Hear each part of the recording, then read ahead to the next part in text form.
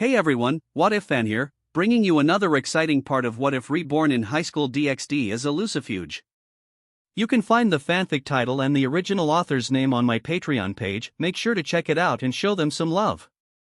If you enjoy the video, don't forget to like, subscribe, and ring that notification bell so you never miss an upload. Also check out my Patreon channel for early releases of all the series, where you can find all the series released one day ahead of YouTube. Alright, let's jump into it. Chapter 151, Lucoa's size is overwhelming, Dragon's Feast. No problem, I'll contact them right away, Toru replied, setting aside her chores and calling her friends. Roy, they said they'll come over tonight, she announced a moment later. Great. Then let's prepare dinner for them, Roy said with a smile. His real target was Toru's friend, Lucoa.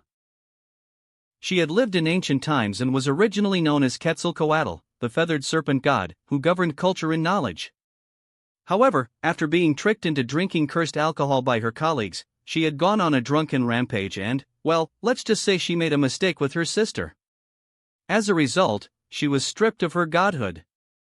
Even so, she was still one of the most powerful beings in this world.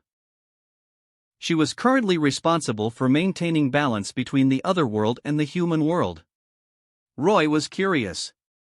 How exactly had Lucoa, as a woman, made a mistake with her sister? That evening, as Toru was finishing dinner preparations, the doorbell rang. They're here. Toru chirped, rushing to open the door. Roy and Kanna followed her. When Toru opened the door, a giant dragon head greeted them. Toru quickly shut the door and turned to Roy with an awkward smile. Please wait a moment. Fafnir-san, please transform like you did in the picture I showed you, she called out through the door. Roy wanted to tell her there was no need to be so cautious around him. But then again, Fafnir wouldn't be able to enter the apartment in his dragon form. After a flash of magic, Toru opened the door again. A man with black hair, crimson eyes, and a sharp suit stood before them. This was Fafnir, the cursed dragon. He was said to be even stronger than Toru. This world is so troublesome, Fafnir grumbled, though his tone was gentler than usual. He often helped Toru in the original story. Roy, this is Fafnir-san, Toru introduced him. Hello, I'm Roy Lucifuge, Roy greeted him. A devil, Fafnir observed, his usually cold expression softening slightly. Like Toru, Fafnir disliked humans after witnessing their greed and cruelty. But he didn't seem to mind Roy. After welcoming Fafnir inside, the doorbell rang again. Coming. Toru chirped, opening the door. This time, a blinding light filled the doorway, followed by a pair of massive assets. Roy's eyes widened. A woman with long blonde hair and a curvaceous figure, wearing a simple t-shirt, entered the apartment. It was Lucoa. Toru, she greeted her friend with a cheerful smile. Lucoa-san, long time no see. Toru replied, then turned to Roy. Roy, this is Quetzalcoatl-san. Pleased to meet you. You can call me Lucoa, Lucoa said, extending her hand towards Roy. Pleased to meet you, Lucoa-san. I'm Roy Lucifuge. Just Roy is fine, he replied, shaking her hand. After the introductions, they all gathered in the living room. Toru went to finish preparing the last few dishes. Roy gave Fafnir a game console to keep him occupied, then sat down with Lucoa for a chat. By the way, Roy-kun, which faction do you belong to? Lucoa asked with a smile. Roy had never seen her open her eyes. As expected, those with perpetually closed eyes were hiding their true nature. I'm not with the Harmony faction or the Chaos faction. I'm actually from another world, Roy admitted. Oh, another world? Lucoa didn't seem surprised. It seemed she had already sensed it. Are you curious about other worlds, Lucoa-san? Yes, very. Roy then told her about the world of Highschool DxD. It's similar to this world, with constant conflicts between different factions. In the last war, even God and the original Satans perished. But what? Lucoa, intrigued, opened her eyes. They were heterochromatic, her right eye green and her left eye a mix of dark brown and yellow. Her eyes were mesmerizing. Lucoa, noticing Roy's intense gaze, quickly closed her eyes again. But unlike this world, the factions in my world coexist with humans. We're inseparable. Really? Lucoa was surprised. In this world, both the Harmony and Chaos factions looked down on humans. And most of the Chaos faction members despised humans and wished to eradicate them. Yes, Roy confirmed with a nod. So, Roy-kun, what's your purpose in coming here? Lucoa finally asked the question that had been on her mind. She had sensed Roy's presence as soon as he arrived in this world. After all, if someone with his power intended to destroy this world, she, as the guardian of balance, would have to intervene.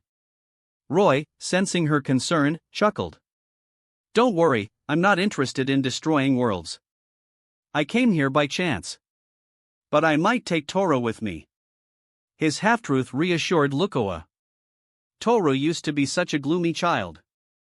It's all thanks to you that she's so cheerful now, Lucoa commented, glancing at Toru, who was happily preparing food in the kitchen. I'm glad I met Toru too. By the way, Lucoa-san, where are you staying now? Roy suddenly asked. I don't have a place to stay at the moment, Lucoa replied with a smile.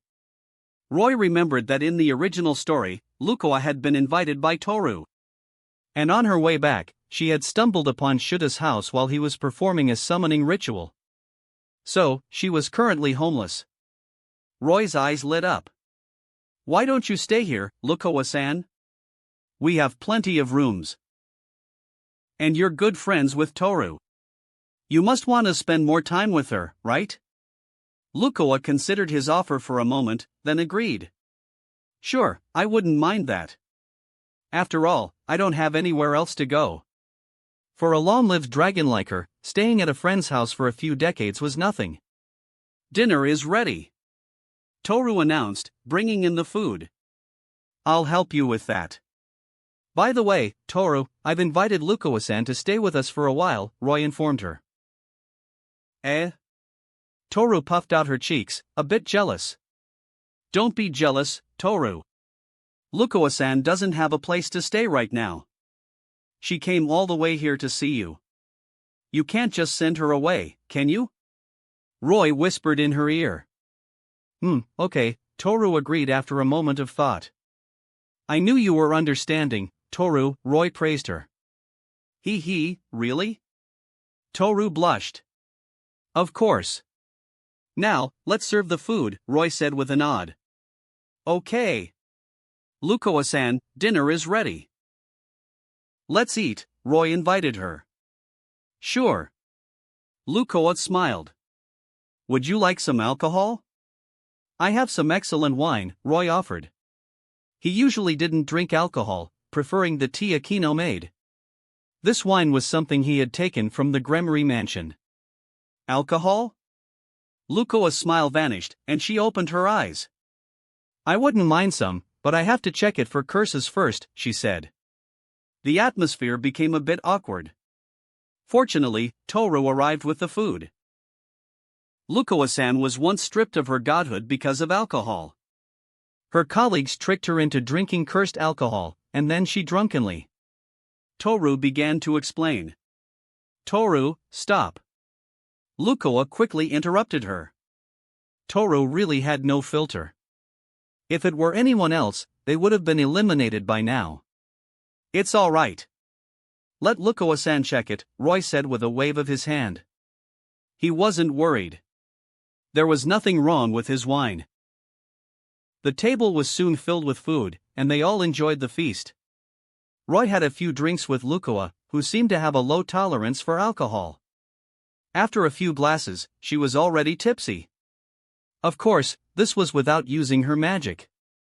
If she used her magic, she wouldn't get drunk no matter how much she drank. After dinner, Fafner left first. Roy showed Lucoa to her room, then went to rest. In the middle of the night, Lucoa woke up to some interesting sounds. It was Roy and Toru. Listening to their activities, Lucoa couldn't help but take care of herself. The next morning, Good morning, Lukoa-san, Roy greeted her with a smile as she entered the living room. Good morning, Lukoa replied cheerfully. By the way, Lukoa-san, we're going to play Bullet Hell later. Do you want to join us? Bullet Hell? Lukoa blushed, remembering last night's events. Yes, it's a very fun game. Come play with us, Lukoa-san, Toru encouraged her. All right, Lukoa agreed. After breakfast, they went to the grassland. Roy brought them into the subspace. Lukoa-san, watch us play first, Roy suggested. Okay. Roy, Toru, and Kanna began their Bullet Hell game. Unlike their first time, their attacks were now more intricate and beautiful. They created various patterns with their magic bullets, filling the sky with dazzling displays. Lukoa watched with interest. Lukoa-san, come join us. Let's defeat the big bad Roy together. Toru invited her. Yes, defeat the Demon Lord. Kanna added. They had yet to defeat Roy in their games and had nicknamed him the Demon Lord. It's all right, Lukoa-san. I can handle you all on my own, Roy said confidently. Is that so? Then I accept your challenge, Lukoa replied with a smile. She had grasped the concept of magic bullets after watching them play. They faced each other in the air. Roy, facing 3 opponents, was still confident. After all, he was the one who introduced them to this game. He still had many tricks up his sleeve. But then, he regretted his decision. Toru and Kanna summoned countless magic bullets, though fewer than Roy. However, Lukoa's magic bullets filled half the subspace. She had summoned even more than Roy, Toru, and Kanna combined. Amazing! Maji Yabakun. Toru and Kanna were stunned. Even after days of practice, they had only managed to increase the number of magic bullets they could control by 1/3. But they still couldn't match Roy. And Lukoa, on her first try, had summoned so many. It was incredible. But it made sense. Roy guessed that Lukoa, before being stripped of her godhood, was likely a being beyond the level of a super devil. Now, although her power had diminished, she was still likely at the peak of super devil. And having lived for countless years, her control over magic was far beyond theirs. Roy felt a headache coming on. Here I come, Roy-kun. Lukoa declared with a mischievous grin. She unleashed her magic bullets. Roy quickly countered with his own barrage. Chapter 152, Kanna and Est become friends, Elma appears. However, the difference in their numbers was too great. Roy's barrage was quickly overwhelmed. The magic bullets exploded around him. Toru and Kanna watched with worry. But their concern was unnecessary. Lukoa's magic bullets weren't very powerful. They only managed to ruffle Roy's clothes a bit. Perhaps she was taking the opportunity to get back at him for last night's events. But this also caused Toru and Kanna to switch sides. Toru, the protective dragon maid, couldn't stand seeing Roy being bullied and joined his side. Kanna followed suit. The 3 of them now faced Lukoa. The Bullet Hell battle resumed. However, even 3 against 1, they were still no match for Lukoa. In the end, they lost. Ah, that was fun. Lukoa said with a satisfied stretch. Roy snapped his fingers, and their appearances were instantly restored. Lukoa-san, you're truly powerful, Roy said with admiration. You can just call me Lukoa, Roy, Lukoa replied with a smile. Toru puffed out her cheeks, a bit jealous. Roy chuckled and patted her head. Well then, let's head back. If you want to play more, we can continue tomorrow. Kanna's magic power was completely depleted. And Toru and Roy had also consumed a significant amount of magic. They weren't as monstrous as Lukoa, who seemed completely unfazed by the intense battle. Within a few days, Lukoa had fully integrated into their household. Although she was quite lazy, often napping on the sofa, and had a habit of eavesdropping on Roy and Toru at night, she was a welcome addition to their little family. One day, they decided to stay home instead of playing Bullet Hell. Fafnir was coming over. Roy was watching TV when he noticed Kanna staring out the window from the balcony. "Kanna, what are you looking at?" he asked, walking over. He looked down and saw a group of kindergarten children playing. It seemed Kanna was starting to feel lonely without friends her own age. Even Tora had friends. Although Roy spent time with them every day, Kanna still wanted to play with other children. This was a bit troublesome. Roy wanted to take Kanna with him when he left. If he let her go to school, she might form attachments and refuse to leave. And even if she agreed to leave, her friends would be sad. Roy suddenly had an idea. "Kanna, do you want to make a friend?" he asked. "Yes." Kanna nodded eagerly. "Then let me introduce you to a friend," Roy said, patting her head. "Okay." Kanna looked at him with anticipation. "Look." Roy held out his hand, and the spirit seal on his arm glowed. A little girl materialized from the light. "Roy, you haven't summoned me in a long time," Est said with a pout, expressing her displeasure. "It hasn't been that long, has it?" Roy asked, raising an eyebrow. It had been less than a month since he arrived in this world. "Master, I'm angry," Est declared, turning away. All right, I'll treat you to a feast. How about that?" "Okay, I forgive you." Est was easily appeased by the promise of food. She's so easy to please, Roy thought with a chuckle. "Roy, who's this?" Toru asked curiously, approaching them. Lukoa, who had been napping on the sofa, also woke up and looked at Est with interest. "This is my contracted spirit, Est," Roy introduced her. He then introduced Toru, Kanna, and Lukoa to Est. "Kanna, this is the friend I wanted you to meet," Roy said. Est and Kanna were both little girls, though Est seemed a bit older. But in terms of actual age, Kanna was older. She was over 14,000 years old, while Est was only a few thousand. "I don't want to be friends with her," Est declared flatly. She was a grown-up and didn't want to be friends with a child. "But I want to be friends with you," Kanna pleaded, her eyes wide and innocent. Kanna was quite the actress. In the original story, she had easily won over the arrogant Riko Saikawa with her cuteness. Est hesitated, seeing Kanna's adorable expression. She was a kind child at heart. "Roy, where did you find such a spirit?" Toru asked, a hint of jealousy in her voice.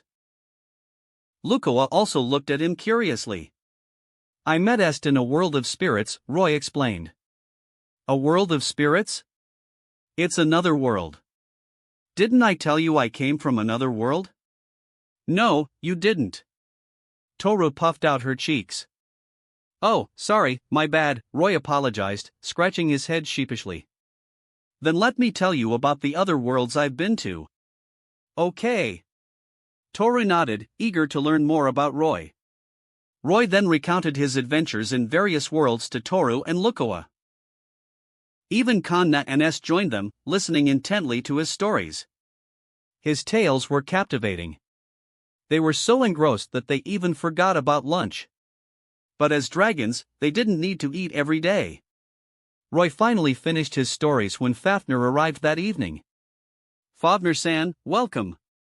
I've prepared a game console for you," Toru greeted him, leading him to the game console. She then urged Roy to continue his stories. "Roy, keep going. Tell us about the world of elementalists." Roy's adventures fascinated Toru. Even Lukoa and Kanna were captivated. "Toru, Fafnir-san came all the way here to see you. Are you going to let him play games alone?" Roy asked. "It's fine. Fafnir-san loves games," Toru replied, glancing at Fafnir, who was engrossed in his game. "All right." Roy continued his stories. They didn't notice that Fafnir had also stopped playing games and was listening intently. After dinner, Fafnir finally revealed his reason for coming. "I've decided to stay in this world for a while," he announced. "Are you serious? I don't recommend it. Can you even live with humans?" Toru asked in surprise. "If you can do it, so can I," Fafnir replied flatly. "Then stay at." Ahem. Roy interrupted Toru. Unlike Lukoa, he didn't want Fafnir staying with them.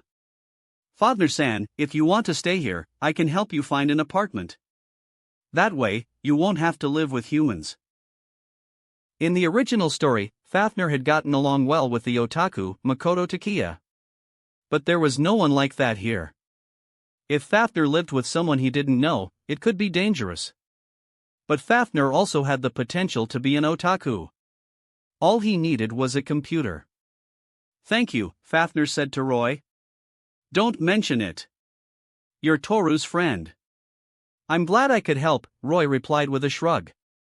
Although Fafnir seemed cold and aloof, he was actually quite kind. He had helped Toru many times in the original story. Helping him was the least Roy could do. Roy then took Fafnir to an apartment nearby and helped him settle in. Fafnir-san, would you like to play Bullet Hell with us tomorrow? Roy asked before leaving. Bullet Hell? Sure, Fafnir agreed without hesitation, seemingly grateful for Roy's help. Then we'll come get you tomorrow, Roy said with a smile. He had finally understood how Toru and Kanna felt. No matter how hard they tried, they couldn't defeat Lukoa. That's why he had invited Fafnir. In the original story, Toru and the other dragons had gone wild playing a simple game of dodgeball. This Bullet Hell game was even more exciting, and Toru and Kanna had been having a blast playing it. After all, dragons were secretly violent creatures. The next day, Roy and the others picked up Fafnir and went to the grassland. Fafnir was immediately intrigued by the game and joined their team against Lukoa. However, even with his help, they still couldn't defeat her. After all, Lukoa was incredibly powerful. In the original story, she had claimed to be stronger than all the other dragons combined. Time passed. After taking Toru and Kanna to a comic convention and a beach vacation, Roy finally had some time to relax. One day. Roy, I'm hungry, Kanna said, climbing onto Roy, who was lounging on the sofa. Oh, then ask Toru to make lunch, Roy replied, patting her head. I want Roy to cook, Kanna whined, nuzzling him. Roy chuckled. Okay, get off me so I can get up. Okay. Kanna agreed cheerfully and climbed down. Roy, I want head pats too. Toru whined, seeing Kanna acting cute. Alright. Just then, they all turned towards the source of a sudden commotion. Boom! Something crashed through the wall and landed before them. They all remained calm, unfazed by the sudden intrusion. As the dust settled, a girl with a trident appeared. She had dark purple hair, blue eyes, a single horn on her forehead, and a blue tail. This was Elma. I didn't expect you to escape to this place, Toru, Elma said coldly. Have you forgotten the rules? Dragons disrupt the order of this world. Come back with me. Humph. You're still the same stubborn old stick in the mud. But I'm not going back. Toru retorted. Toru-sama and Elma-sama don't get along, Kanna explained to Roy. That's not necessarily true, Roy said with a chuckle. Chapter 153, Toru vs. Elma. Roy knew their story. Toru and Elma had once been close friends for decades. But due to differing beliefs, they had a falling out and parted ways. However, they still cared for each other deep down. Our powers are equal, but this time, we'll settle this once and for all, Elma declared, her voice filled with determination. But just as she finished speaking, an untimely sound interrupted her. Growl. Roy and the others exchanged amused glances. It was Elma's stomach rumbling. Elma blushed. Would you like something to eat first? Roy offered. Toru and Elma looked at him in surprise. Well, you should at least have a full stomach before fighting, Roy explained with a shrug. Oh, thank you. Elma bowed gratefully. Hey, I didn't agree to that. Toru protested. Toru, are you afraid you'll lose to her if she's full? Roy teased. Of course not. I won't lose to her. Toru retorted, puffing out her chest. Their strength was indeed roughly equal. Unless they fought a life-or-death battle, it would be difficult to determine a victor. Lukoa-senpai? Elma suddenly noticed Lukoa, who was watching them from the sofa. Lukoa, who maintained peace between the two worlds, was Elma's idol. Yo, Elma, long time no see. Lukoa-senpai, it's been a while. They exchanged greetings. Why are you here, Lukoa-senpai? Elma asked curiously. Toru invited me to stay for a while, Lukoa explained with a smile. I see. Elma nodded in understanding. What's going on here?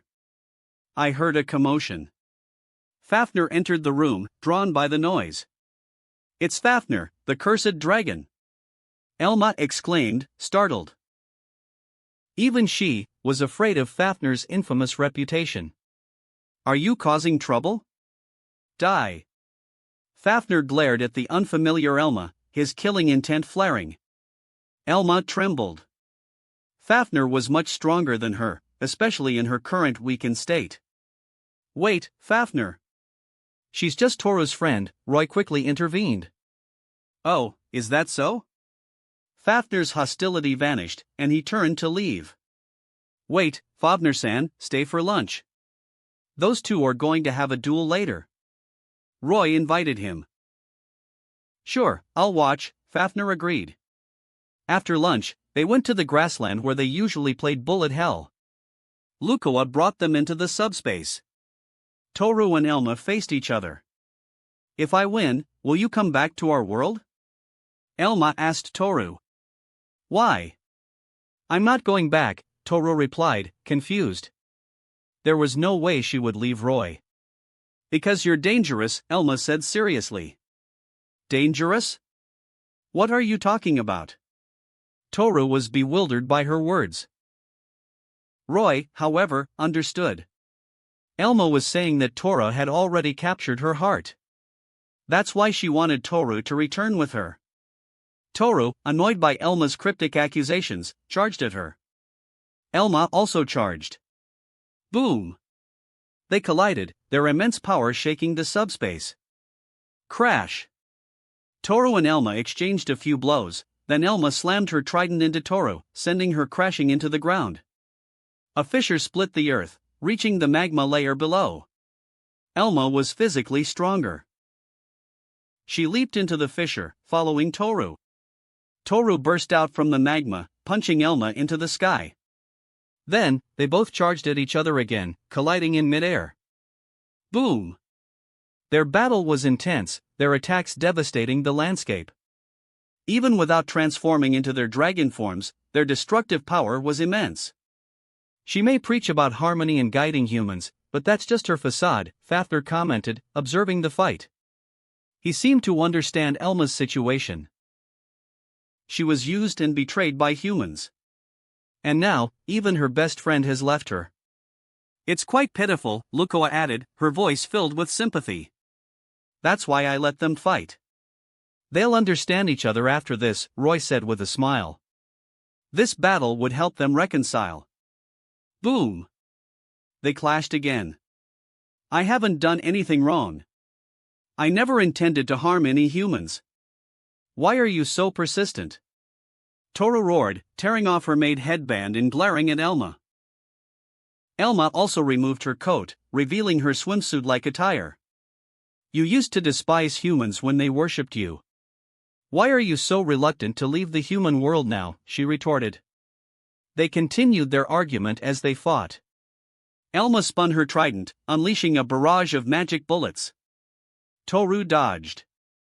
Because I've found my partner, she shouted. What? You found a partner? Elma's eyes widened in disbelief. Yes, so I'm not going back with you. And stop bothering me, Toru declared coldly. Roy winced. Toru's words were harsh. She had bluntly rejected Elma without even knowing the reason for her pursuit. This would hurt Elma.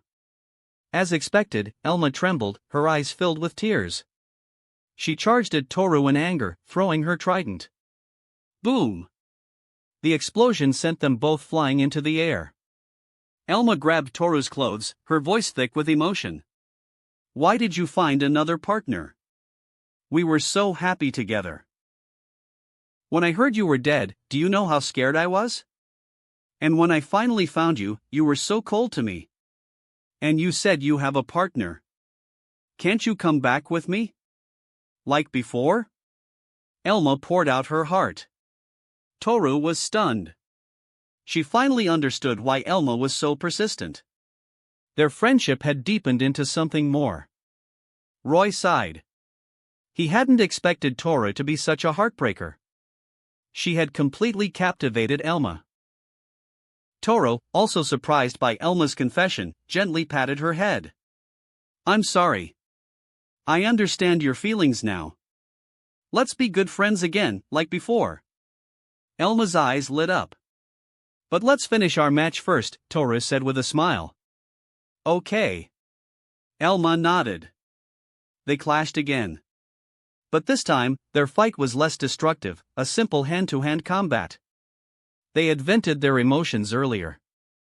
Their battle lasted for hours. Finally, as the sun began to set, they collapsed from exhaustion. Toru. What? I won. Buy me dinner, Elma said, panting. No, I won. You should buy me dinner, Toru retorted.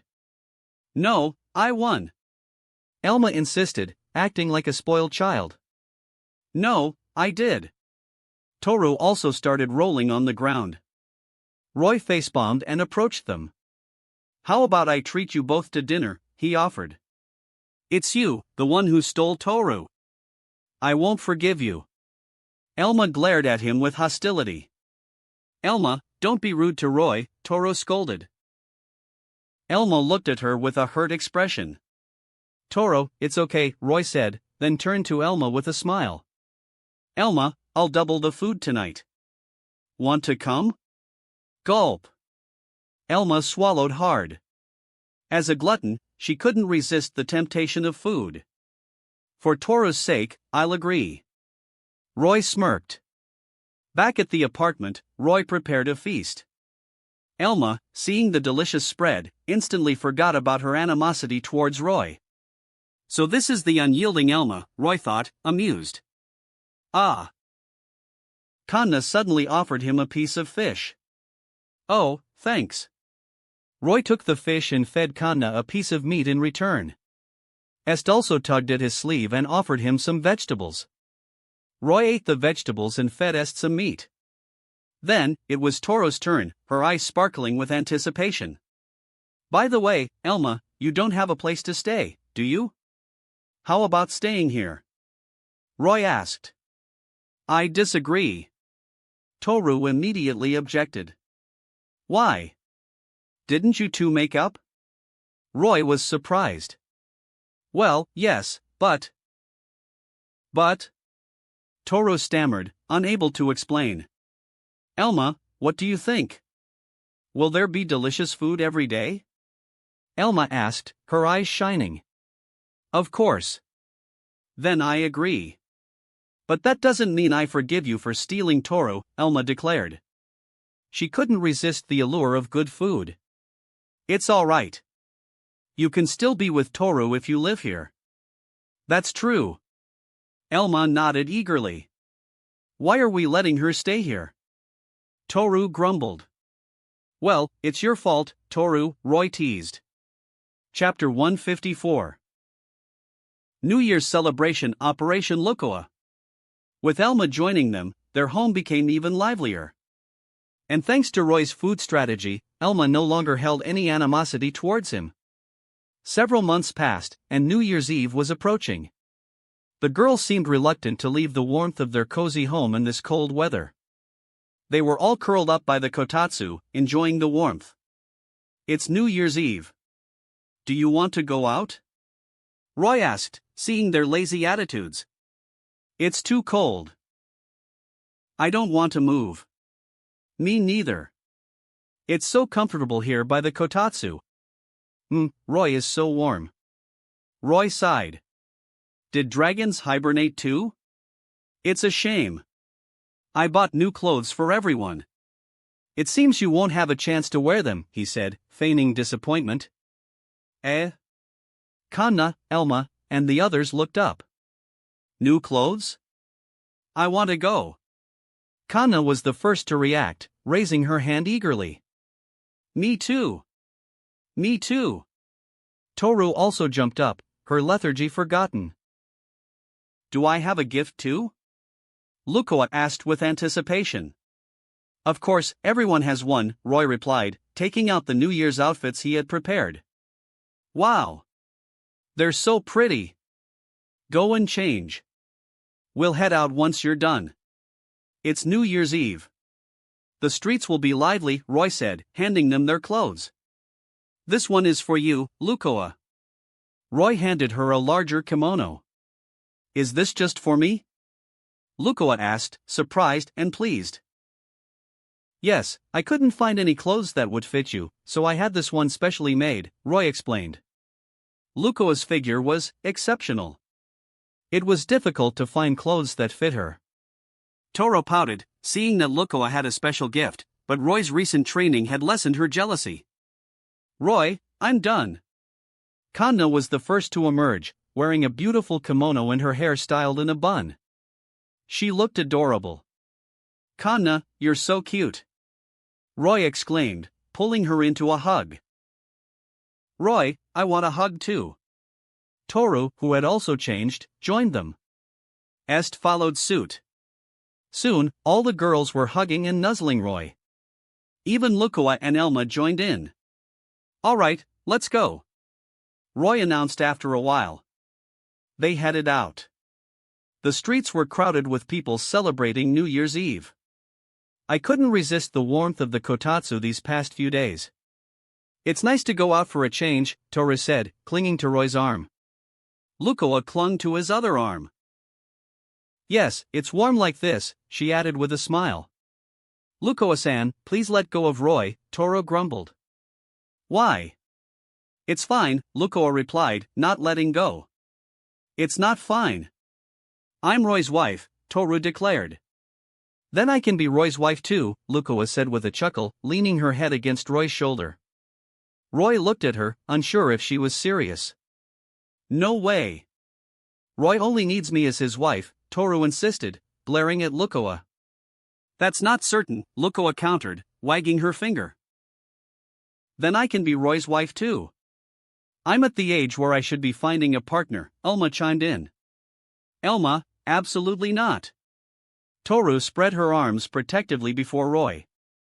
Why not? Isn't it normal for strong males to have multiple partners? Elma asked, confused. From her perspective as a dragon, it was perfectly natural. Well. Toru was speechless. Elma was right. In their world, powerful males often had multiple partners. Even male dragons were like that. Anyway, I won't let you have Roy, Toru declared, tightening her grip on Roy's arm. Don't worry, Toru. We'll be together forever, Roy reassured her with a gentle smile, patting her head. Okay. Toru nodded, her worries momentarily forgotten. Roy felt that the time was ripe. If he asked Toru to form a contract with him now, she would undoubtedly agree. But he decided to wait. He glanced at Lukoa and Elma. Elma wasn't a problem, but Lukoa was a different matter. She had a responsibility to maintain balance between the two worlds. Convincing her to leave wouldn't be easy. But he was determined to have her. Not only was she a world-class beauty, but her power would also be a great asset. If he could contract her, he might even be able to break through to the next level. And even if he didn't, he could still reach that level by contracting Ophis when he returned home. Roy smirked, his mood improving. Look, they're selling sweets over there. Let's go check it out. Toru suddenly exclaimed, her eyes lighting up. Elma also seemed eager. They all went to explore the stalls. It was New Year's Eve, and the streets were filled with vendors. They stopped at a stall selling amazake, a sweet, non-alcoholic drink. Roy bought a cup for each of them. It's so sweet. Delicious. This brings back memories. The girls enjoyed their amazake. Lukoa, you like to drink, don't you? Roy asked casually. Yes, I used to drink a lot. It's nostalgic, Lukoa replied, opening her eyes for a rare moment, a hint of sadness in her gaze. Oh, is it because you got drunk and… Toru began. Don't say it. Lukoa quickly covered Toru's mouth. Is that what it is? Lukoa, if you don't mind sharing, we might be able to help, Roy offered with a smile. He had an idea. If he wanted to take Lukoa with him, he had to address this issue. Lukoa closed her eyes again, her expression unreadable.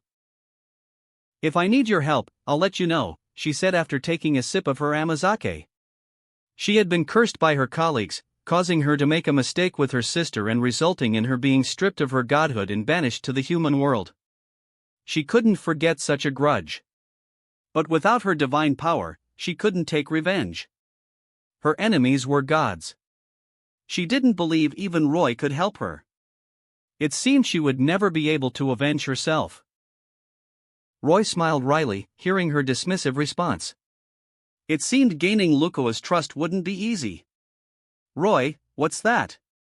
Elma asked, tugging at his sleeve and pointing to a stall. That's Amakuji, fortune-telling. Do you want to try it? Roy explained. Sure. The girls found it interesting and each drew a fortune slip. Let me see. Kanna, you got excellent luck. Roy announced, looking at Kanna's slip. Ooh. Maji Yabakun Kanna cheered, although she didn't understand what it meant. And mine. Est also handed him her slip. Excellent luck too. Roy chuckled, patting her head. Elma and Lukoa also drew excellent luck. They were quite lucky. Roy drew a slip for himself. It was also excellent luck. Roy, look at mine. Toru exclaimed, handing him her slip. Let me see. It was great curse. Roy was surprised. It seemed Toru's father was coming. But Roy wouldn't let him take her away. Although it's a great curse, with me here, everything will be fine, he reassured her. Okay. Toru nodded, trusting his words, though she didn't understand what a great curse meant. Just then, the crowd started counting down. 20, 19. 18, 17. Roy, what are they doing? Toru asked, confused. The year is about to end. Time flies, doesn't it? Roy said with a sigh. Toru understood and joined the countdown. 4, 3, 2, 1. Everyone shouted the last few seconds together. Happy New Year, Toru, Roy said with a smile. Happy New Year. Toru replied. Roy then turned to Lukoa, Elma, and Kanna. Happy New Year, everyone. Happy New Year. They exchanged greetings. Toru and Kanna found this human custom quite interesting. It was their first time celebrating New Year's Eve. The next morning. Lukoa, have you seen Toru? Roy asked, entering the living room. She went out to buy groceries. She said she wanted to make a delicious lunch, Lukoa replied. Oh, I see. Roy sat down on the sofa and was about to turn on the TV when Lukoa suddenly approached him. She hugged his head, her ample bosom pressing against his face, making it hard for him to breathe. Thank you, Roy, she whispered. For what? Roy asked, confused, then instinctively wrapped his arms around her waist. Because of what happened in the past, I was forced to leave my home. And every time I settled somewhere, I was afraid to stay too long, afraid of getting attached, Lukoa explained. Roy hugged her tighter. Are you leaving? No, Roy. I'm grateful to you. You've made me feel at home, Lukoa replied. Lukoa Nizan, we've always considered you family, Roy said. Nasan? Lukoa tilted her head, the words seeming to trigger a memory. Yes, Lukoa Nizan, you're like an older sister to us, Roy added with a smile. Mum. Lukoa nodded happily. Then, Lukoa Nizan, can you tell me about what happened in the past? Roy asked, seizing the opportunity. Lukoa's smile faltered. I can't tell you about that yet, she said, burying Roy's head in her chest. Roy didn't press further. It seemed Lukoa still didn't trust him enough. Chapter 155, Toru father is here, facing the Dragon Emperor. I'm home, Toru announced, returning from her shopping trip. Welcome back. Toru, what are all those things? Roy asked, opening the door and looking at the strange items she was carrying. Ah, these. Toru placed a pile of things on the table. Kanna and Est rushed over, curious. What kind of egg is this? Kanna asked, picking up an egg the size of her head. It's a griffin egg. What about this? Est asked, holding up a bottle. That's water from the spirit world. I wanted to use it for cooking, but I had a bit of a fight with some spirits, so I kind of stole it, Toru admitted sheepishly. And this is minotaur meat and some exotic fruits. Roy's lips twitched. It seemed Toru had gone on a thieving spree. Toru, if you need ingredients, just ask me. I have a lot of food from other worlds, Roy said, retrieving some ingredients from his storage magic. What's this? Kanna asked, picking up an egg. That's a chancy egg. It's delicious. Roy explained with a smile. Roy, what's this? Toru held up a large drumstick-shaped piece of meat. That's danger beast meat. It's quite tasty, Roy replied. It was the meat of a bull-like danger beast he and Akame had hunted. Akame always insisted on hunting those whenever they went out. And this rice and these vegetables are from the elemental spirit world. They're offerings for the elemental lords, so they're much better quality than ordinary ones, Roy explained, showing them the last of the ingredients. Amazing! With these, I can make an amazing lunch, Toru declared, her eyes sparkling with excitement. Then go for it. Roy cheered her on. Toru started preparing the ingredients, and Elma was also recruited to help. Soon, a delicious lunch was ready. Toru was a talented cook, and she had prepared the rare ingredients perfectly. Roy also invited Fafnir, who had been staying at home all day. Just as they were about to start eating, a powerful aura suddenly erupted in the city. Ordinary people felt a sense of oppression. But Roy and the others could sense a powerful being approaching. Toru trembled, her eyes widening in fear as her expression changed rapidly. Toru, are you all right? Roy asked, concerned. He knew this aura likely belonged to Toru's father, the Dragon Emperor of Demise. I'm fine, Toru replied with a forced smile. That aura, it must be Toru's father, Fafnir said grimly. Toru, even your father can't take you away from me, Roy declared, taking her hand and squeezing it reassuringly. Toru's anxiety subsided, replaced by determination. Okay, she nodded. They flew into the sky. Soon, the Dragon Emperor of Demise found them. He was an old man with a stern expression and a long beard. His aura was oppressive, but it softened slightly as he noticed Lukoa. Father! You know why I'm here, don't you? The Dragon Emperor said coldly, not even acknowledging that Toru was still alive. In their world, it was widely believed that Toru had been killed by a god. Even Elma had come here because of that news. Toru lowered her head, remaining silent. Come back with me, Toru. You don't belong here, her father commanded. Toru opened her mouth to speak but hesitated under her father's imposing presence. Who says she doesn't belong here? Roy stepped forward, shielding Toru and facing her father. Toru is happy here. She won't go back with you. A devil? The Dragon Emperor glanced at Roy with disdain, then turned to Lukoa. Lukoa-sama, you won't interfere, will you? Me? Of course not, Lukoa replied with a smile. The Dragon Emperor then looked at Fafnir and Elma, ignoring Kanna and Est. You won't stop me either, will you? He asked. Of course not, Fafnir and Elma replied. They had agreed to this beforehand, thanks to Roy's persuasion. Father, I want to stay here. Please understand, Toro finally spoke up. I told you, you can't interfere in this world.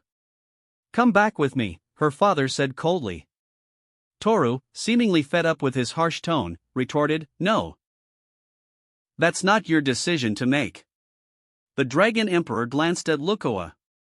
You understand, don't you? She can't stay in this world. We can't let her disrupt the order here. His voice softened slightly. Although he was strict with Toru, he still cared for her. I still want to stay here. Because I found my home here, Toru declared, looking at Roy with a loving smile. Toru, that's enough. Let me handle this, Roy said gently, pulling her into his arms. He had seen her determination. It was time for him, as her husband, to step up. The Dragon Emperor, witnessing this scene, glared at Roy with killing intent. Dragon Emperor of Demise, no, I should call you father-in-law, Roy said with a smile. Toru is my wife now. She'll be staying here with me. She won't go back with you. The Dragon Emperor's rage flared. Anyone would be angry if they suddenly learned their daughter was married. I know I can't convince you with words. Then let's settle this with a fight, Roy declared. If I win, you can't force Toru to go back. If you win, Toru will return with you, and I'll submit to your judgment. Roy. Toru looked at him with worry. It's all right, Toru, Roy reassured her, patting her head, then looked back at the Dragon Emperor. So, what do you say? Follow me. This place is too small for us to fight, the Dragon Emperor said, his anger somewhat subdued. He opened a portal to a separate dimension and flew through it. Roy, my father is very strong. Toru's voice was filled with concern. This isn't wise. Even all of us together are no match for the Dragon Emperor of Demise, Fafter warned. He was clearly excluding Lukoa from that statement. Yes, you can't defeat him, Elma added bluntly. Roy chuckled. He knew how powerful the Dragon Emperor was. As the leader of the Chaos faction, his strength was second only to Lukoa's. But that wouldn't make Roy back down. Don't worry, everyone, Roy reassured them, patting Toru and Kanna's heads. It's time for you to witness my true power. He glanced at Lukoa, then flew towards the portal. Toru and the others followed. In the dim subspace, the Dragon Emperor of Demise was waiting for them. Devil, I admire your courage, but courage alone isn't enough to be worthy of my daughter, he said coldly. My strength may not be enough yet, but it's more than enough to protect Toru in this world, Roy replied calmly. As long as no gods intervened, his statement was true. And even if they did, he could still escape this world. Humph. Then prove it to me. With a flash of light, the Dragon Emperor transformed into a massive red dragon, his aura shaking the dimension. He was even larger than Toru. Roy smirked. Ren, he called out softly. The dark purple spirit seal on his left arm glowed. A girl with black hair, golden eyes, and large black wings appeared beside him. It was Renash Dal, the Dark Elemental Lord. Ren, I need your power. Yes, use me. Ren replied with a smile. She transformed into the Sword of Piercing Truth. Roy grasped the sword, and a powerful aura erupted from him, causing the sky to darken and the ground to tremble. Oh? Is this your true power? The Dragon Emperor asked, finally taking Roy seriously. His eyes widened in shock as he realized that Roy was less than 20 years old. A devil, not even 20, possessing power rivaling his own. The Dragon Emperor was stunned. He had lived for millions of years to achieve his current strength. He no longer opposed Roy being his son-in-law as much. But his expression remained unchanged. There were matters to settle first. Roy. Toru and the others looked at him with worry. Roy and the Dragon Emperor charged towards each other. The Dragon Emperor opened his maw, gathering a terrifying amount of energy. A powerful beam of energy, capable of distorting space itself, shot towards Roy. Roy simply dodged the attack with a sidestep. He appeared before the Dragon Emperor in an instant and swung his sword. The seemingly simple attack seemed to tear through space itself. The Dragon Emperor didn't dare underestimate it. He conjured several magic circles for defense and charged another energy beam. Crack! Roy's sword effortlessly sliced through the magic circles. Boom! A wave of dark energy erupted from the sword, carving a deep chasm into the ground. This attack, enhanced by Ren's true darkness, was incredibly powerful. It was the first time Roy had used Ren's full power, and he was surprised by its destructive potential. Fortunately, the Dragon Emperor managed to dodge at the last moment. He was drenched in a cold sweat. That terrifying darkness had threatened his very existence. If he hadn't dodged, he would have been killed instantly. What kind of monster is this, he wondered, his heart filled with shock. He, the leader of the Chaos faction, couldn't even withstand a single attack from this young devil. Chapter 156, The Emperor of Demise's defeat. Ilialu makes her entrance. Toru and the others, who had been watching anxiously, were stunned. He's so strong. Elma stammered, staring at the chasm in the ground. Maji Yabakun Kanna could only express her shock with her usual catchphrase. That's Roy's power? Amazing! Toru exclaimed, jumping up and down excitedly. Even a god, no, it's still not enough to defeat a god, Lukoa said, her eyes filled with a mix of hope and worry. The power of gods wasn't that simple. Father-in-law, shall we continue? Roy asked with a smirk. I've lost. There's nothing more to say, the Dragon Emperor replied, turning away. Please take good care of Toru. With that, he spread his wings and flew away. Don't worry, father-in-law. I'll take good care of Toru. Roy shouted after him. The departing Dragon Emperor smiled slightly, hearing his words. Roy! Toru's joyful voice called out. Roy turned around and was immediately tackled by Toru, who wrapped her arms around him tightly. Ha ha ha! Toru giggled, burying her face in his chest. Roy couldn't help but smile. Thank you, Roy. It's what I should do, Toru. But shouldn't you change how you address me now? You can call me husband now, Roy explained. Of course, if you want to call me hubby, I wouldn't mind either, he teased, looking at the blushing Toru. Husband, Toru mumbled, her voice barely audible. If Roy didn't have such good hearing, he wouldn't have heard her. He couldn't resist kissing her. Lukoa and the others, watching from a distance, felt a pang of jealousy. Back at the apartment. The food is cold. What do we do now? Toru wailed, seeing the feast she had prepared. Of all times for father to show up, he had to come right when lunch was ready, she grumbled, blaming her father for the cold food. We'll just have to reheat it, Roy said with a sigh. Leave it to me, Lukoa offered with a smile. Toru looked at her curiously. Lukoa waved her hand over the dishes, and they instantly became warm again, as if they had just been cooked. She had used her time magic to rewind the food back to when it was freshly prepared. Amazing! As expected of Lukoa-sama. Toru and the others were impressed. Roy also marveled at her incredible power. They returned to their peaceful daily lives. Roy spent his days with Toru and Kanna, going shopping, exploring the city, and occasionally playing bullet hell in the subspace. He was now waiting for the last dragon, Ilialu, to appear so he could take them all back to his world. Elma, the ultimate glutton, had already fallen for his food strategy. Lukoa also had feelings for him. He just needed the right opportunity to make his move. One day, as Roy was relaxing on the sofa, enjoying a lap pillow from Toru, he heard a news report on TV. This morning, a large-scale mudslide occurred in the XX district. It seems an entire mountain was partially destroyed. The screen displayed an image of a mountain with a chunk missing from its side. Roy's eyes lit up. She's here. Toru, seeing the destroyed mountain, was furious. That mountain holds precious memories for us. Who destroyed it? She roared. When I find the culprit, I'll tear them to pieces, send them to hell, and feed them to a chimera. She even extended her claws menacingly. Let's go find the culprit, Roy said, sitting up. Yes. Elma went out this morning. Could it be her? And I haven't seen Fafnir in a few days. He's suspicious too, Toro speculated. It's a good thing Lukoa is out today.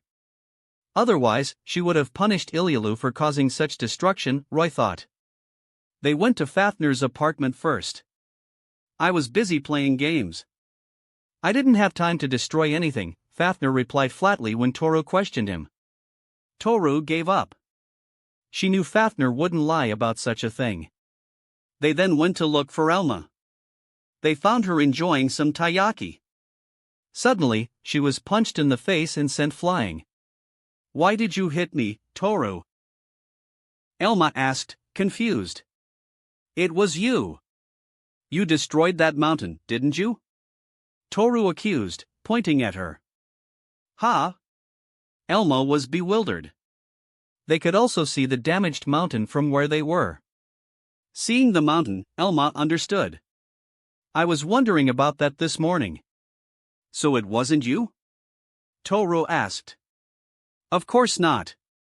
Elma retorted.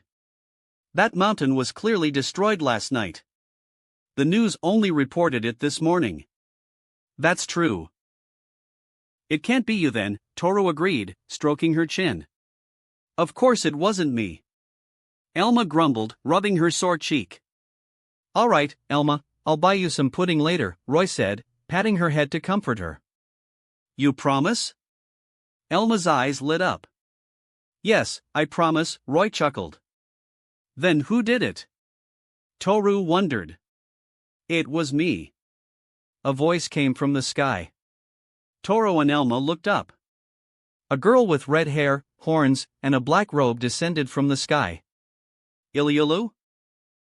Toru and Elma's expressions hardened. Hello? Ilialu greeted them with a sweet smile that held a hint of malice. Elma quickly cast a spell to prevent humans from noticing them. Such a beautiful city, filled with happy humans. It would be fun to destroy it, wouldn't it? You're a member of the Chaos faction, yet you're friendly with humans? You must be my enemy. Ilialu opened her robe, revealing her red claws and the large pouch on her chest. As a fire dragon, she stored her flames in that pouch. In her human form, the pouch was large and white, even larger than Lukoa's assets. Toru's temper flared upon hearing Ilialu's words. The ground beneath her feet cracked, and she charged towards Ilialu. Ilialu also charged. Boom! They collided with a powerful impact. Toru kicked Ilialu high into the air, then followed her, and they began to brawl. That's Ilialu, the most radical member of the Chaos faction. She loves destruction.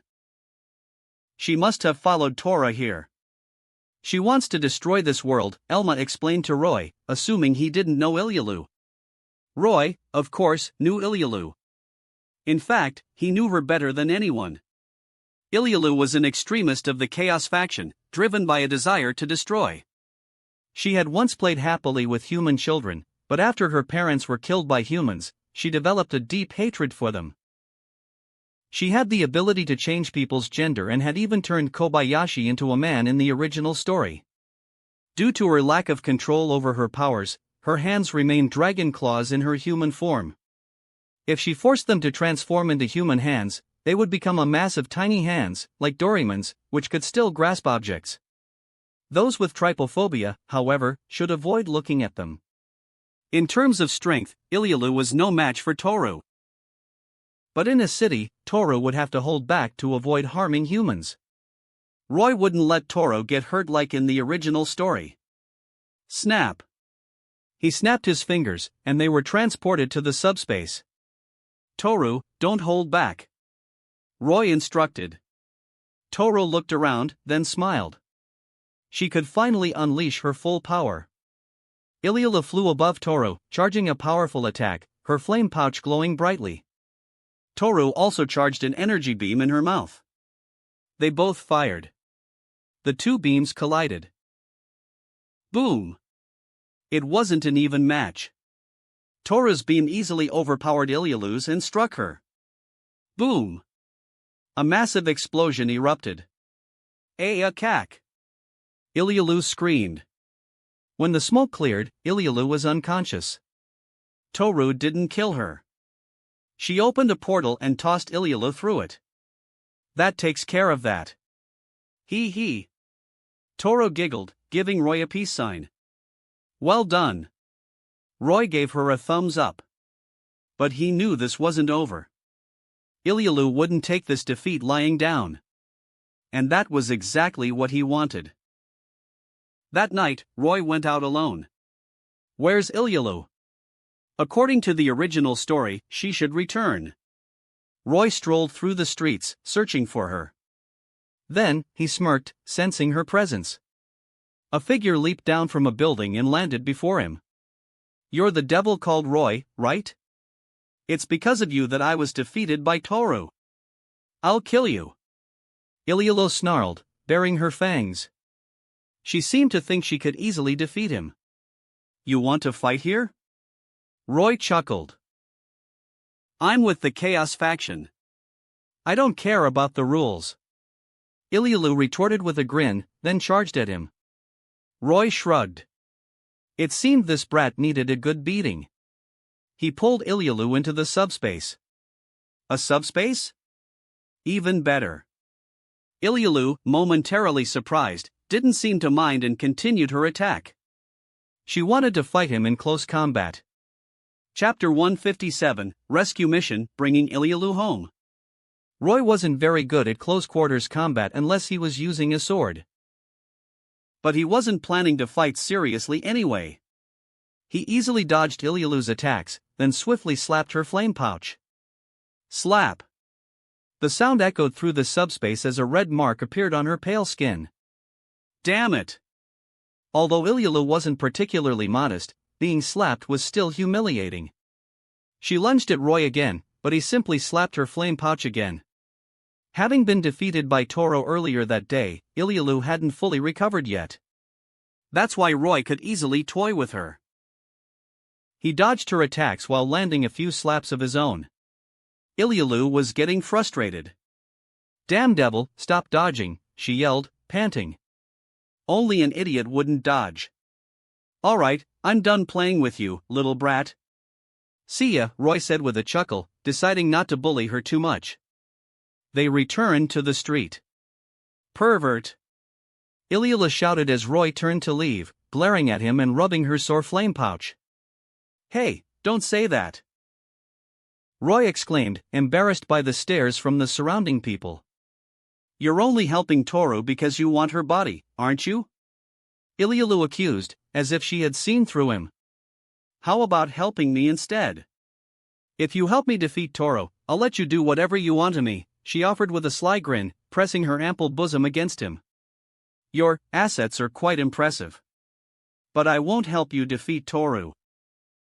She's my wife, Roy replied, unfazed by her seductive offer, though he couldn't help but be impressed by her size. Up close, it was even larger than he had imagined. Wife? Ilialu tilted her head, confused. Yes, Roy confirmed with a nod. Ilialu pondered his words for a moment, then declared, if you help me, I'll become your wife too. Roy was taken aback. Did she even know what a wife was? He shook his head and turned to leave. Wait. But Ilialu wouldn't give up. She followed him. Roy decided to take her to a food street. Ilialu's mouth watered as she smelled the delicious aromas. Want some? Roy asked with a smile. I would never eat human food, Ilialu retorted, crossing her arms and turning away with a stubborn expression. Roy chuckled. He bought some grilled skewers from a stall. Want to try some? He asked, holding the skewers before her. Ilialu's eyes followed the skewers, and she finally couldn't resist. She took a bite, swallowing the meat and even the skewer. Roy stared at her in surprise. She's quite the glutton, he thought. Delicious! Ilialu exclaimed, her eyes sparkling as she looked at the remaining skewers. Here, these are all for you, Roy said, handing her the rest of the meat. Ilialu devoured them without hesitation. You probably don't have any friends here, do you, Ilyalu? Order whatever you want. It's my treat, Roy offered. Humph. I don't need friends. You can't bribe me with a few skewers, Ilyalu retorted, though she continued to accept the food he offered. Roy shook his head. He knew that Ilyalu, whose parents had been killed by humans when she was young, wouldn't trust others easily. After exploring the food street, Roy took Ilyalu to a park. I can't accept it, Ilyalu suddenly declared. Huh? Roy looked at her curiously. How can a devil be friends with humans? And Toru too. Being with humans will only bring pain due to your differences, Ilyalu explained, munching on a grilled squid skewer. That pain will turn into hatred, and eventually, humans will be destroyed. Oh? You seem to understand quite a bit, Roy commented, surprised by her insightful words. You're just fascinated by novelty. Well, that's true, Roy admitted with a chuckle. See? You agree with me. Ilyalu was pleased. But we won't be staying in the human world forever. It's just temporary, Roy explained. Eh? Ilyalu was confused. She had just argued that dragons and devils would develop hatred for humans if they stayed in the human world for too long. After all, living among humans meant forming bonds with them. And if those human friends were hurt or killed by other humans, it would naturally lead to resentment and hatred. In extreme cases, it could even lead to the destruction of the human world. So, Ilyalu's concerns weren't entirely unfounded. But Roy and the others weren't planning to stay here permanently. Roy would eventually return to the underworld, where there were no humans, only devils, angels, and fallen angels. Ilyalu's argument didn't apply to him. Seeing Ilyalu's silence, Roy stood up. Well then, I should be going now. Ilyalu reached out to stop him, but the words caught in her throat. She watched as Roy left the park, feeling a pang of loneliness. After all these years, Roy was the first person who had talked to her so openly and treated her with kindness. I've found you, Ilyalu, the Chaos Dragon, a cold voice suddenly said. Ilyalu turned and saw a man with two horns standing before her. So the harmonizers have come for me, she said, her eyes filled with hostility. I am Clemine, from the Harmony faction. You're going to die. Remember my name when you're judged in the afterlife. It'll be a great honor, Clemine sneered. Damn it. Ilyalu glared at him, then turned to run. At her full strength, she could easily crush this opponent. But she was injured and no match for this dragon. She had no choice but to flee. However, in her weakened state, she couldn't escape. Clemine chased after her relentlessly, like a cat toying with a mouse. He intended to finish her off when she was exhausted. They ran through the streets, ending up in a deserted alley. Ilyalu, her strength depleted, collapsed. Chaos Dragon, you will die by my hand. Ha ha ha. Clemine cackled, his face contorted with malice. Is that so? I was going to say the same to you. You will die by my hand, a voice declared from behind him. Who's there? Clemine turned around, his eyes filled with killing intent. Roy? Ilyalu, seeing Roy, burst into tears of relief. Roy knelt beside her, gently wiping away her tears. Don't cry, Ilyalu. I'm here now. No one can hurt you. Ilyalu's tears flowed even more freely. Roy! Wah! She threw her arms around him, overcome with emotion. There, Ilyalu, don't cry, Roy comforted her, patting her back. Just then, he heard a whooshing sound behind him. It was Clemine, launching a sneak attack. Roy saw a flash of light out of the corner of his eye. Mahapadma! Time froze. Only Roy could move. He picked up Ilyalu, turned around, and smirked at Clemine, who was inches away from him. He then appeared behind Clemine. Snap! Time resumed. Clemine found that his target had vanished. He looked around but couldn't find Roy. I'm behind you, Roy said calmly, his hand resting on Clemine's shoulder. Clemine's body stiffened. He tried to move, but he couldn't. Absolute zero. Ice spread from Roy's hand, encasing Clemine's lower body. It quickly reached his neck. Please spare me. I won't do it again.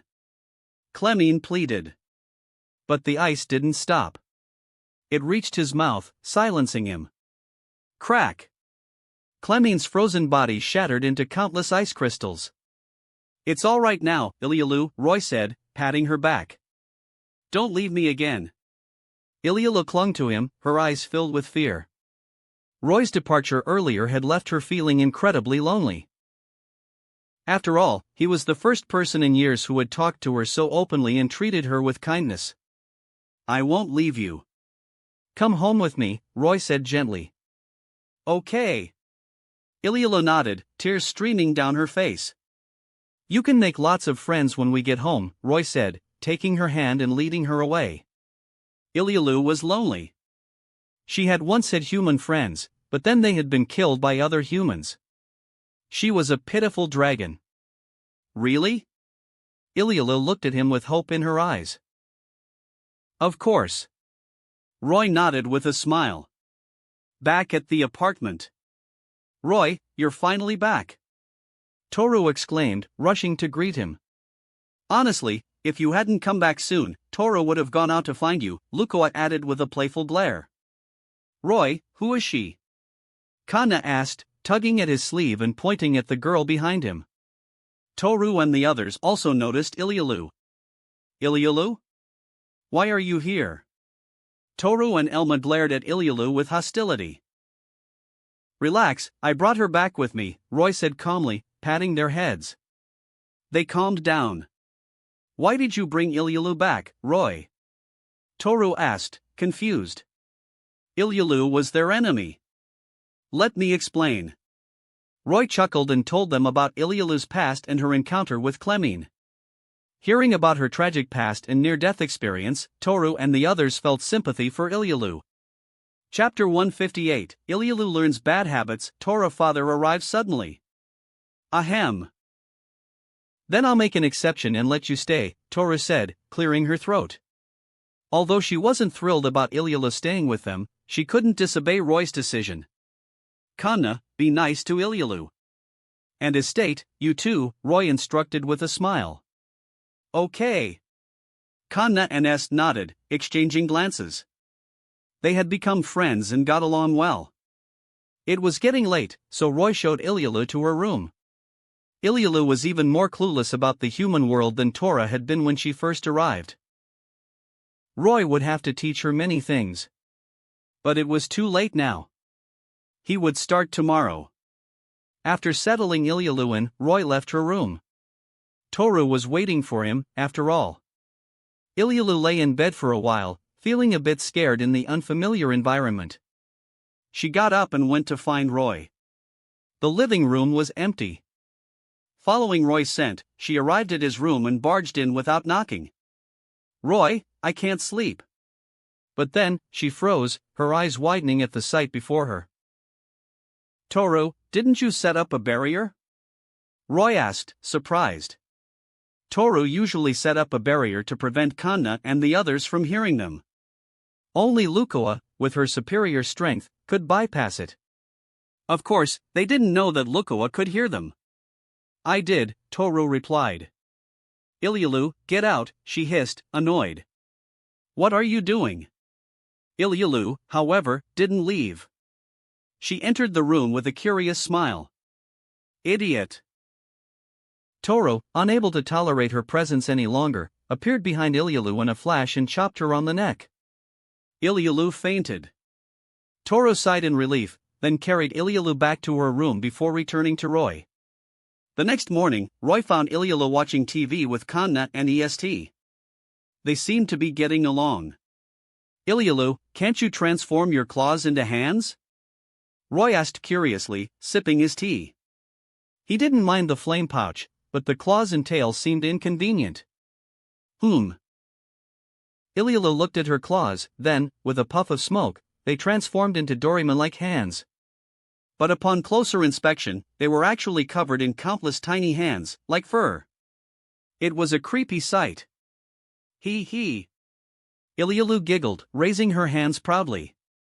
What are you laughing at? That's disgusting. Toru exclaimed, her skin crawling. Ahem, Ilialu, I think your claws looked better, Roy said. Eh? Really? Ilialu asked, tilting her head. Yes, Roy confirmed with a nod. Ilialu transformed her hands back into claws. Roy suspected that Ilialu's poor control over her powers was due to her lack of guidance since childhood. Even Kanna, who was much younger, could transform into a human form perfectly. I should have Ilialu join our bullet hell games, he thought. Although their strength hadn't increased much from playing the game, their control over magic had improved significantly, indirectly boosting their combat abilities. After breakfast, Roy decided to take Ilialu to their usual bullet hell training ground. But as soon as he found her, she dragged him towards the bathroom. Roy, is this where you go potty? How do you use it? She asked, pointing at the bathroom with her claws. Yes, it is. Let me teach you, Roy said, opening the door and leading her inside. But as soon as they entered, Ilialu closed the door and erected a barrier, preventing anyone from seeing or hearing what was happening inside. Ilialu? Roy looked at her questioningly. Ilialu grinned mischievously. Roy, I want you to teach me, hee. Roy was stunned. He hadn't expected such a bold move from Ilialu. But he didn't know that after witnessing the events of the previous night, Ilialu's dragon desires had been awakened. And those desires wouldn't be easily satisfied. Ilialu, you're still young. Roy tried to reason with her. Eh? What do you mean, young? Ilialu asked innocently, pressing her flame pouch against him. Roy was speechless. I mean, Toru and the others are waiting outside. We should hurry, he said, his resolve firm. He wouldn't do it in the bathroom. Besides, Ilialu hadn't even fully transformed into her human form yet, though that made it even more tempting. Roy shook his head, then forcibly dragged Ilialu out of the bathroom. Sorry for the wait. Let's go, he said to Toru and the others. They then set off for the grassland. At the grassland. Ilialu, you watch first. You can join in later, Roy said, then turned to Toru. Toru, you guys start playing. You can teach her later. Toru grumbled, but she agreed. As soon as Toru and the others started their bullet hell game, Ilialu's eyes sparkled with excitement. As a dragon who loved destruction in battle, she was instantly captivated by the game. After Toru taught her how to use magic bullets, they began their duel. However, Ilialu, new to the game, was no match for Toru. She was quickly overwhelmed. But Ilialu was stubborn and refused to give up. Unfortunately, her stubbornness only led to another defeat. Back at the apartment that night? Roy, I'm hurt. Ilialu whined, clinging to Roy. Her cuteness almost made Roy's heart melt. Toru glared at her, wanting to throw her out. Kanna and Est also eyed her with jealousy. With Ilialu joining them, their home was even livelier. Roy was considering taking all the dragon maids back to his world. But then, an unexpected visitor interrupted his thoughts. Father-in-law, what brings you here today?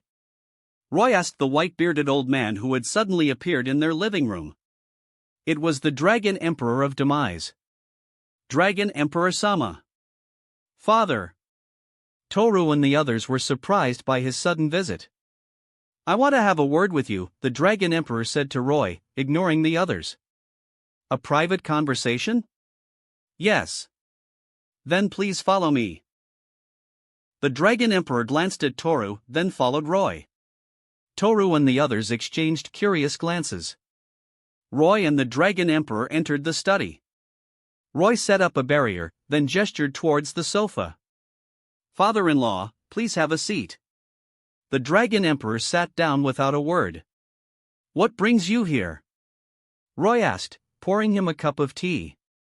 Would you like to know about the dragons and Toru's past? The Dragon Emperor asked in a deep voice. I'm all ears, Roy replied, intrigued. He suspected there was more to this visit than just a casual chat. Dragons have always been embroiled in endless battles. We throw all our strength into every fight, constantly consuming everything. Our reason for fighting is to defeat the gods. The Dragon Emperor began, recounting the history of the dragons. To return this world to a state without rulers. We hate being controlled, so we fight for freedom. At first, the dragons were united, but gradually, some betrayed us and joined the gods. And there were those who saw the futility of war and chose to remain neutral. These two factions became known as the Harmony faction and the Observers.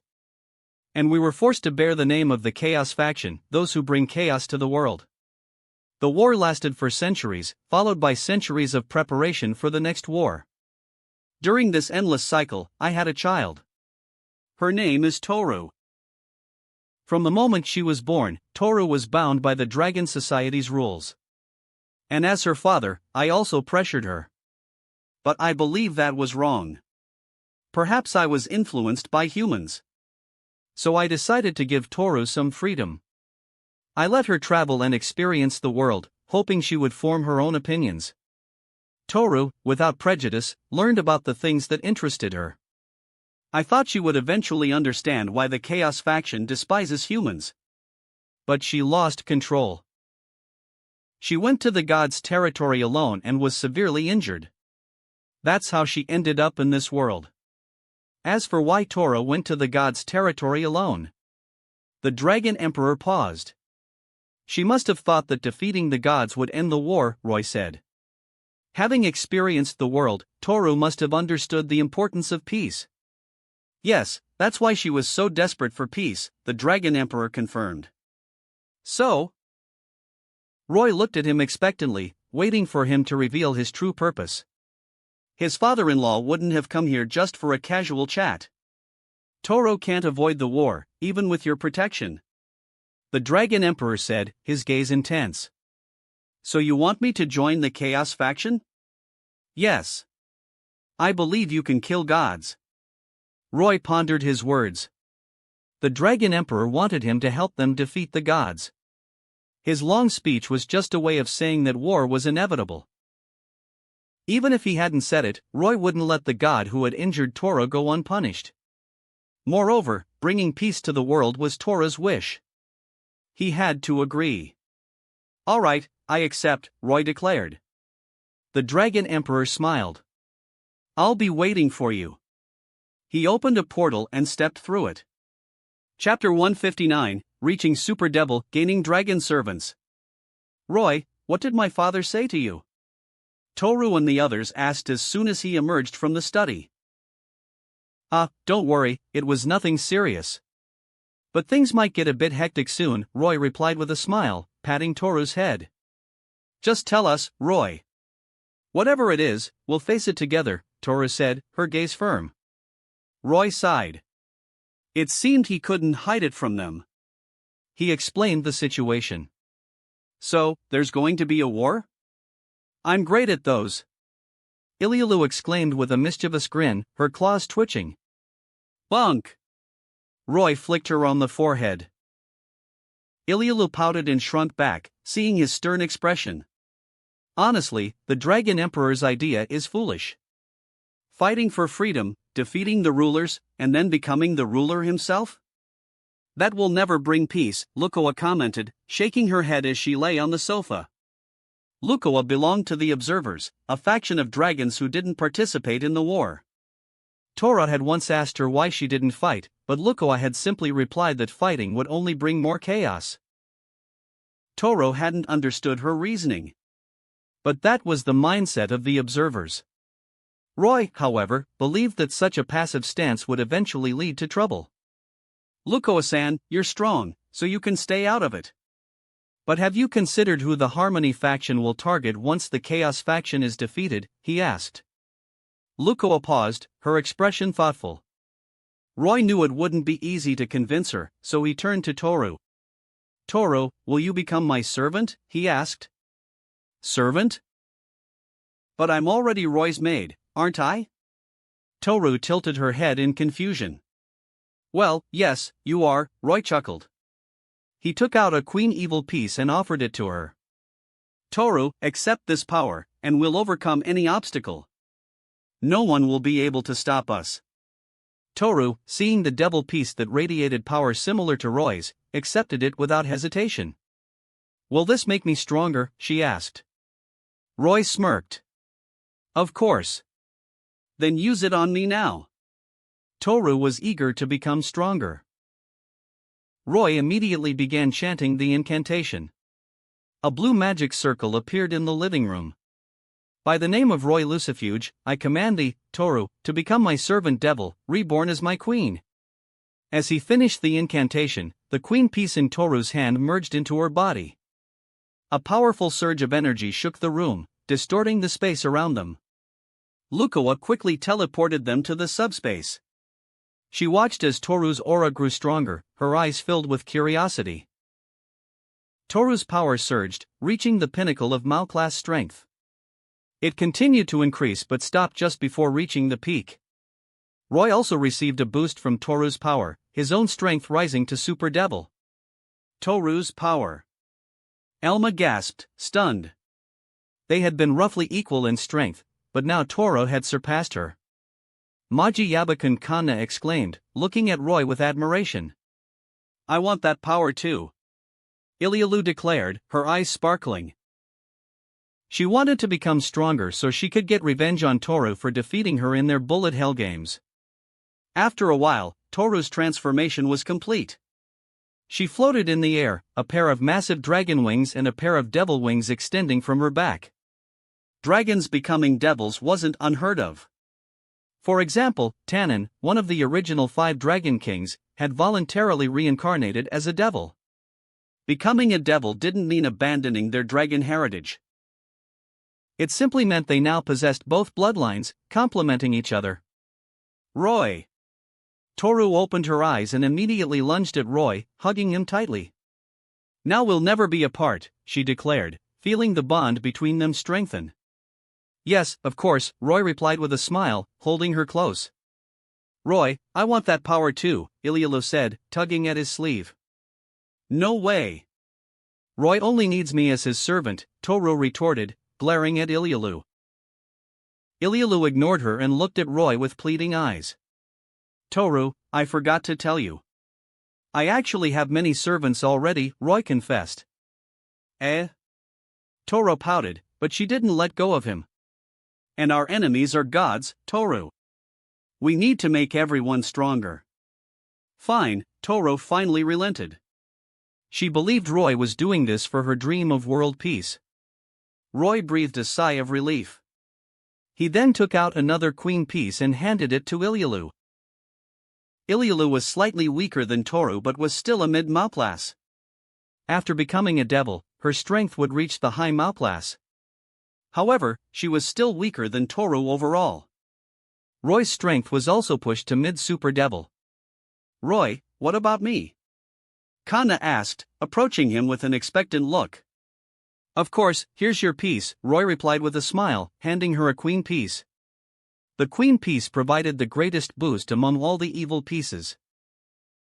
Since Roy had already filled all the positions in his peerage, he decided to make all his future servants queens. After all, he was confident that no one could defeat him in a raiding game now. Kana was the weakest among them. After becoming a devil, she didn't quite reach the mid-level of Mao class, but she was close. Now, only Elma and Lukoa remained. Elma, do you want to become my servant? Roy asked. No, I can't. I'm with the Harmony faction, Elma replied, shaking her head. Are you still hung up on the Chaos and Harmony factions? Once we defeat the gods, those factions will naturally disappear, Roy explained. But... Elma hesitated. Elma, do you think you can leave after learning about us? Roy asked with a sly grin. Elma was confused. Why was he suddenly threatening her? That's right, Elma. As a member of the Harmony faction, shouldn't we capture her? Toru chimed in. No more delicious food for a month. And we'll tempt her with food every day. Toru, Kanna, and Ilyalu looked at Elma with mischievous grins. Being locked up without freedom and constantly tempted with delicious food. Elma shuddered at the thought. Elma, if you join us, you'll have delicious food every day, Roy tempted her, waving various cakes and roasted meat before her. Elma drooled, unable to resist. Fine, I agree, she finally relented. Roy chuckled and put away the food, then placed a queen piece in her hand. Elma successfully became a devil. Her strength, comparable to Toru's, and boosted by her transformation, finally broke through the limit, reaching the peak of Mauplas. If other devils knew about his growth rate, they would be astonished. And there was indeed someone present who was shocked. Roy turned to Lukoa, who was staring at him with wide eyes. Lukoa-san, how about becoming my servant? I might even be able to help you become a god again, he offered with a smile. Although Lukoa had been surprised by Roy's rapid growth, she hadn't considered becoming his servant. But his words made her heart skip a beat. Become a god again? Would she have a chance to take revenge? She recalled the god who had framed her, and her sister, who had self-immolated after their incident, her ashes turning into flower like feathers. A burning desire for revenge filled her heart. But could she become a god again without her godhood? Roy, is it possible to become a god without godhood? She asked. Godhood was the source of a god's power. Of course, Roy replied confidently. The rules of this world couldn't bind him. Lukoa, hearing his unwavering response, hesitated for a moment, then nodded resolutely. I'm willing to become your servant. She opened her eyes, her mismatched gaze filled with determination. Roy smiled. It seemed his persuasive skills had improved. He handed Lukoa a queen piece. Lukoa took the piece and examined it, then looked at Roy. Roy didn't waste any time and began the transformation ritual. Lukoa's strength was already at the limit of Super Devil. However, the devil piece pushed her strength beyond her limits. Pop! A sound echoed from within Lukoa's body. Then, a terrifying power erupted from her, shaking the subspace violently. Toru and the others quickly acted to stabilize the dimension. Roy's power also surged. Their breakthrough was causing havoc. If not for Toru and the others stabilizing the subspace, it would have collapsed, causing a disaster in the real world. After a while, they both broke through their limits. Their auras calmed down. Chapter 160, Preparing for Battle, Advent of the Gods. When Lukoa opened her eyes, a smile played on her lips. She was already imagining taking revenge on the god who had framed her. Lukoa-san, can you tell me about that incident with your sister now? Roy asked, looking at the lost-in-thought Lukoa. Lukoa didn't hesitate this time and recounted the events that led to her downfall. Toru, who already knew the story, listened calmly. But Ilyalu and Elma, hearing it for the first time, were filled with disgust towards the god who had wronged Lukoa. Roy, you've given me hope for revenge. I won't let that bastard go this time, Lukoa declared, her eyes filled with determination. Roy, of course, supported her desire for revenge. We'll be there with you, he said, taking her hand. Yes. Lukoa nodded, her mismatched eyes sparkling. Back at the apartment, Roy decided to waste no time. He would depart tomorrow and join forces with the Chaos faction to attack the gods' forces. The gods in this world weren't true gods. They were simply members of other races with power comparable to super devils. Roy didn't know if there were any true gods behind them. But it didn't matter. Having reached the super devil, he wasn't afraid of gods anymore. After dinner, they all prepared to rest for the upcoming battle. Good night, Roy. Kanna said, hugging her teddy bear and waving from her doorway. Good night, Kanna. Roy replied with a smile, patting her head. Mum. Kanna nodded and went back to her room. Just as Roy was about to return to his room, Lukoa pulled him into hers. Lukoa-san? Roy looked at her questioningly. Roy, I. Lukoa began, her face flushed as she hugged him tightly. But I promised Toro I'd be back soon, Roy said, a bit hesitant. He was happy that Lukoa was offering herself to him, but he had promised Toro he would return to their room quickly. If Toro found out, she would be furious. Don't worry. Lukoa gave him a mysterious smile. She waved her hand, and a barrier enveloped the room. This is a time barrier. 1 minute inside is equal to a day outside, she explained. Roy's eye twitched. She had actually prepared a time barrier just for this? He couldn't refuse her now. Half an hour later, Roy emerged from Lukoa's room. Roy, you're so slow. Toru, wearing a bath towel, was waiting for him in their room. Roy remembered the month they had just spent in the time barrier. Toru, we have a battle tomorrow.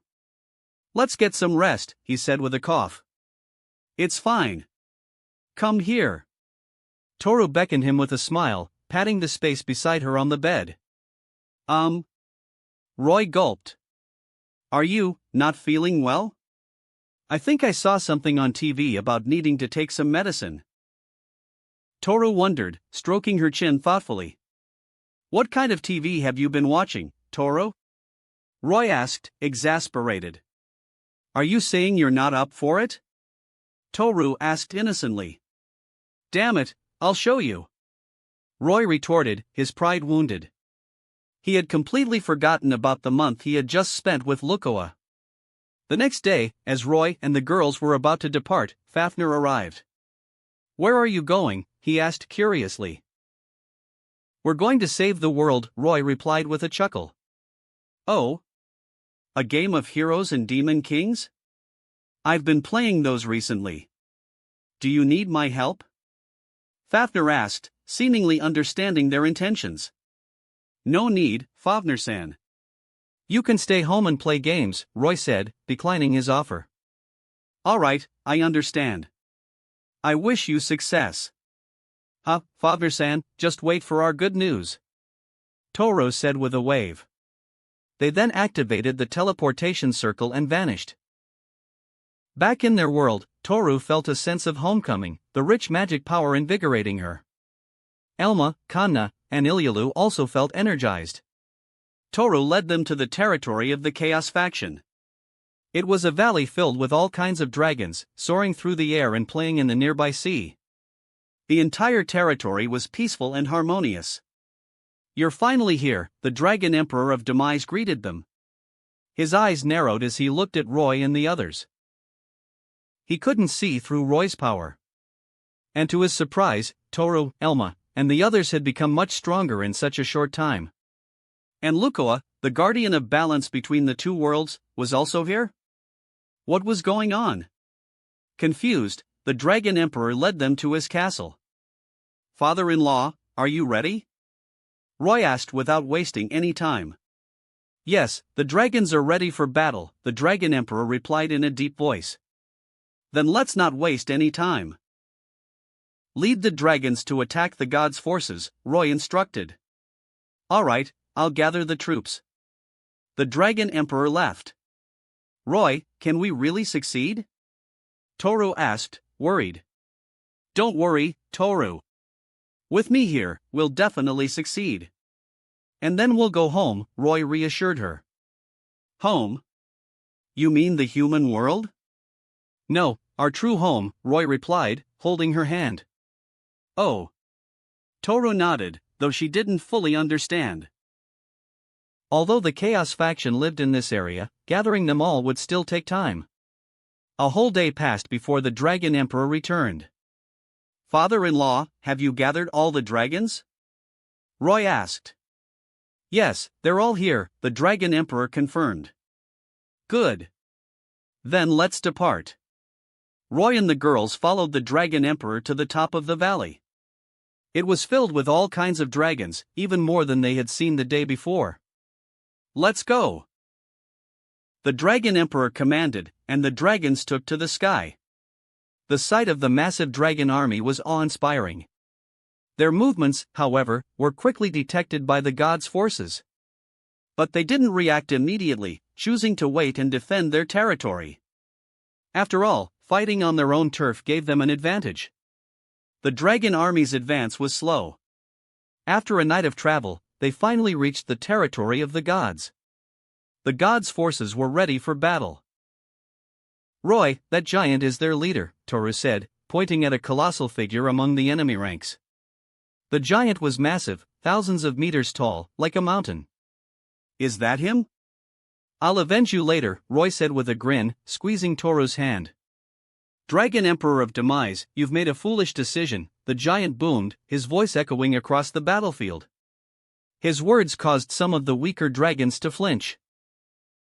"Today, you will all perish, and peace will return to the world," the Dragon Emperor retorted, his aura flaring. The gods' forces wavered under his powerful presence. Roy and the girls watched as the two leaders exchanged threats. "Then there's nothing more to say. Attacking us was your biggest mistake," the giant sneered. He raised his hand, and his army charged towards the dragons. The Dragon Emperor also roared, but he didn't give the order to attack. Roy stepped forward. He smirked. Secret art, Twilight Snowfall. Countless massive ice mountains erupted from the earth, instantly freezing the charging soldiers. The ice mountains continued to spread. "Who's there?" the giant roared, slamming his trident into the approaching ice. Boom! The ice shattered. The giant sighed in relief. But then, Roy appeared before him. "Summon your leader. Otherwise, you'll all be annihilated today," Roy declared, his arms crossed. He was certain that there was a god supporting them, a god on par with Lukoa. "Humph. My lord, Tezcatlipoca, will not forgive you," the giant sneered, then tore open a rift in space with his trident. "Tezcatlipoca?" Roy frowned. He didn't recognize that name. "Lukoa-san, do you know this god?" he asked. "Yes, I do," Lukoa replied. Tezcatlipoca is known as the god of darkness and the invisible, the lord of the night, and the ruler of the north in the land of the gods. He's one of the most important deities in Aztec mythology, ruling over the first sun. He's a supreme god, the manipulator of human destiny. "And he's the one who cursed my wine," she added, her voice filled with killing intent. "Why would he do that?" Roy asked, confused. "During the 5 suns, Tezcatlipoca ruled the first sun," Lukoa explained. "And after the first sun was destroyed, I became the second sun." "I see. So it was out of jealousy," Roy mused, stroking his chin. "Who dares summon me?" A deep, unfamiliar voice boomed across the battlefield. Everyone fell silent, their eyes fixed on the spatial rift. A giant with a strange appearance emerged from the rift. He had dark skin, black and yellow stripes painted on his face, a smooth obsidian right foot, and wielded lightning. This was Tezcatlipoca, one of the Aztec gods, the first sun god. That wraps up this part of What If Reborn in Highschool DxD as a Lucifuge. Thanks so much for listening. As always, new parts drop every 4 days, so be sure to stay tuned. Also check out my Patreon channel for early releases of all the series, where you can find all the series released one day ahead of YouTube. If you enjoyed the video, don't forget to like, subscribe, share it with your friends, and please consider supporting the original author as well. See you in the next one.